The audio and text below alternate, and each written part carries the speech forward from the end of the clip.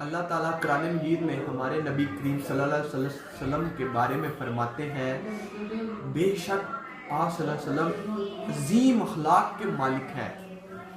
ہمارے نبی کریم صلی اللہ علیہ وسلم کی سب سے بڑی طاقت نہ تلوار تھی نہ دولت، بالکل اخلاق تھے۔ آپ صلی اللہ علیہ وسلم اپنی نرم طبیعت، صبر اور معاف کر دینے والے۔ طائف کے لوگوں نے جب آپ صلی اللہ علیہ وسلم پر پتھر برسا رہے تھے، خون بہہ رہا تھا، تو اس وقت بھی آپ صلی اللہ علیہ وسلم نے دعا نہیں دی، بالکل دعا دی، اے اللہ میری قوم کو ہدایت دے، یہ نہیں جانتے۔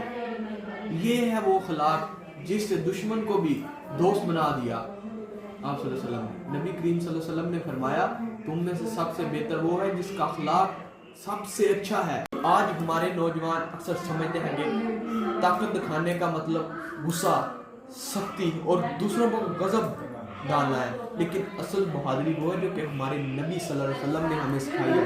بہادر وہ نہیں ہے جو دوسروں کو بچاڑ دے، بالکل بہادر وہ ہے جو اپنے غصے کے وقت اپنے نفس پر قابو پا لے۔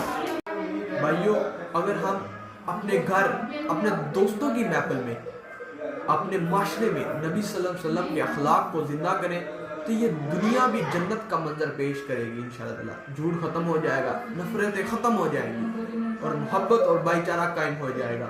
لہٰذا ہمیں اپنے نبی کریم صلی اللہ علیہ وسلم کی سیرت پر عمل کرنا چاہیے اور عمل کرنے کی توفیق عطا فرمائے اللہ ہمیں، آمین۔